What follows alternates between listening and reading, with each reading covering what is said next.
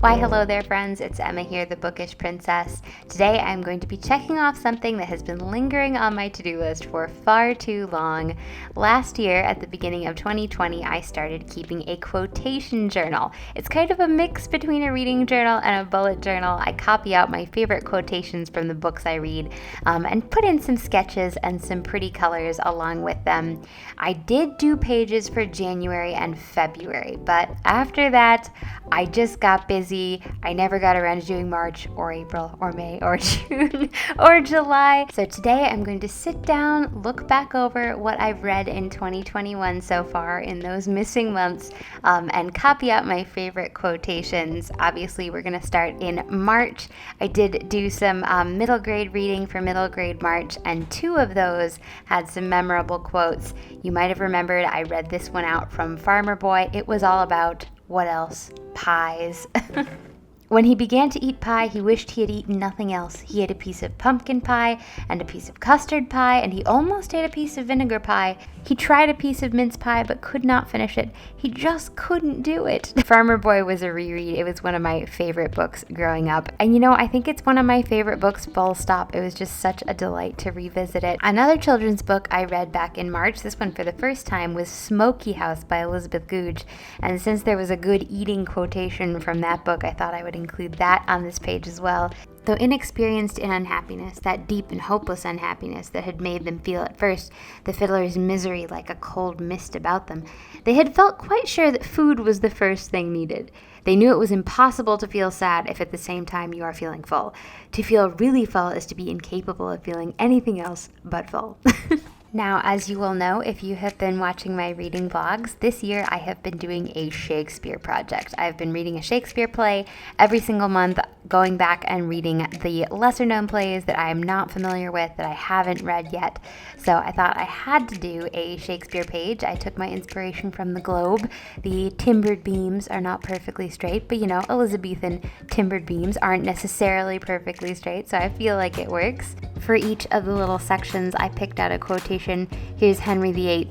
Affairs that walk, as they say spirits do at midnight, have in them a wilder nature than the business that seeks dispatch by day. Another Henry VIII. Take good heed you charge not in your spleen a noble person and spoil your nobler soul. I like that one. I did two from Pericles. Those men blush not in actions blacker than the night, will shun no course to keep them from the light. Because thine eye presumes to reach, thy whole heap must die.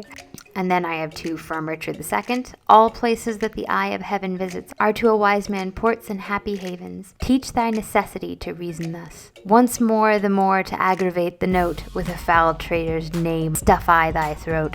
I actually have a mug that is like all Shakespearean insults, and there has certainly been a wide variety in the in the plays that I've read so far this year. I've also read Henry IV Part 1.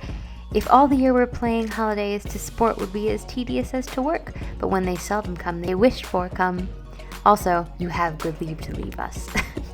And finally, one from King John. Give Grandam kingdom, and it Grandam will give it a plum, a cherry, and a fig. There's a good Grandam. The sarcasm at that part in the play is just so good. So we're moving on into April and May. I think one of the reasons that I fall behind in my quotation journal is that I get intimidated and I feel like I can't pick out just one perfect quote and come up with one perfect spread, which is why when I do end up sitting down, I just kind of pick out the first quote that stands out to me and just go with the first idea of a sketch, because otherwise I feel like I won't get it done. Unfortunately, this can lead to mistakes. I actually wrote quotations from my May reads on the April page, which I realized halfway through. And so at that point, I decided to just put my April quotes on the May page. It's a little mixed up, but it's all there. For the month of May, I had some more Laura Ingalls Wilder. I read West from Home, which was a series of letters Laura wrote to her husband, Almanzo, Farmer Boy, when she went to San Francisco to visit her daughter. She was there during the World's Fair. There were just some really evocative descriptions like this one. It was getting twilight when we took the boat back, and we followed the path of the moon on the waves.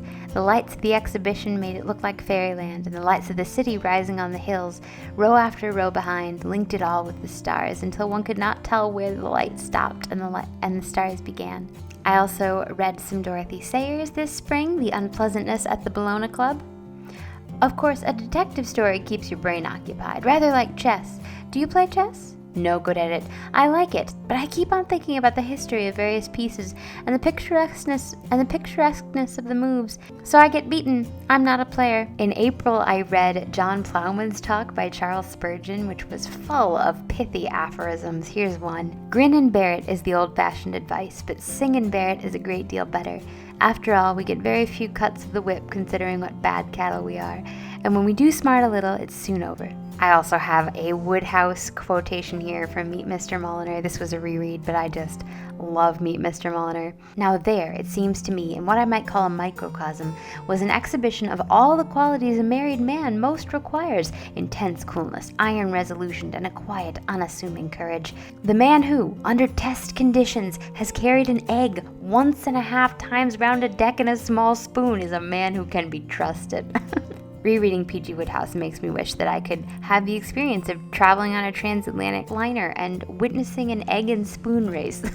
I keep my Jane Austen character maps in this quotation journal, so you'll see my map for Mansfield Park. I just recently posted that video. I'll link it up above. One book I've been talking about a lot this year is Walden by Henry David Thoreau. See, this is one where I could practically fill a whole journal of beautiful pages with beautiful quotations from Thoreau. So I just picked out the first one I came across. Goodness is the only investment that never fails. In the music of the harp which trembles round the world, it is the insisting on this which thrills us.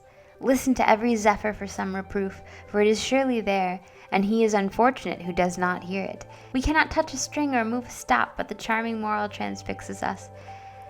Many an irksome noise, go a long way off, is heard as music, a proud sweet satire in the meanness of our lives. Another book I love that I reread this year was A City of Bells by Elizabeth Goudge. My camera cut off, so I missed some of the writing out. But as you can see, I tried to draw the city street of Torminster, complete with the house with the green door and the cathedral. No street that climbs a hill can be unattractive, Henrietta used to say in after years. The irregular line of the climbing roofs sees to that, but an old street on a hillside is one of the loveliest things on earth. If you created a story with your mind, surely it was as much there as a piece of needlework that you created with your fingers. And then coming into the summer months, I did one page for June and one for July. I had another Woodhouse quote. I read Summer Lightning, and it was so much fun. Woodhouse is hilariously funny and so offhand that sometimes he almost surprises you with how marvelously he can write.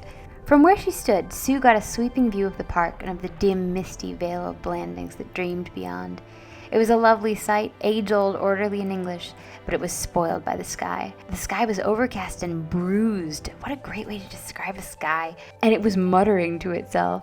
A single heavy drop of rain splashed on the stone beside Sue, and there was a low growl far away as if some powerful and unfriendly beast had spied her. Next up, we have some excerpts from Lady Windermere's Fan by Oscar Wilde. In this world, there are only two tragedies. One is not getting what one wants. The other is getting it. The last is much the worst. The last is a real tragedy. It is absurd to divide people into good and bad. People are either charming or tedious. I take the side of the charming, and you, Lady Windermere, can't help belonging to them. And then, getting us right up to date, I have a quotation from Rainbow Valley by Ellen Montgomery on my July page. I never was much taken with this everlasting rest doctrine myself. I want to bustle around in heaven, same as I do here. And I hope there'll be a celestial substitute for pies and donuts, something that has to be made. Of course, one does get awful tired at times, but the very tiredest could get rested in something short of eternity, you'd think. Except perhaps a lazy man. I'm pretty sure that was Susan, but I love that. I do hope there are pies and donuts in heaven, and bustling around, and some work to be done. And then last but not least, two quotes from the Bhagavad Gita. Just as the wide-moving wind is constantly present in space, so all creatures exist in me. Understand it to be so. The leaf or flower or fruit or water that he offers with devotion, I take from the man of self-restraint in response to his devotion. Whatever you do, whatever you take, What you offer, what you give, what penances you perform, do as an offering to me, Arjuna. Well, there we have it. It's nothing fancy, but at least I have every month represented in some of my favorite quotations of the year. I can't believe how quickly we're moving through 2021. I feel like I should probably start drafting my list of top reads for 2021. Before you know it, I'll be doing my end of the year wrap up. Hopefully, I will manage to get an August page drawn out during August. I'll try to put that in my August reading blog maybe. If you haven't caught my July reading blog, or you want to watch some of my previous reading blogs from this year, I'll make sure I leave the playlist linked up above. If you're not yet, make sure you subscribe and give this video a thumbs up. Thank you so much for watching. I hope you guys have a magical and a bookish day. Bye!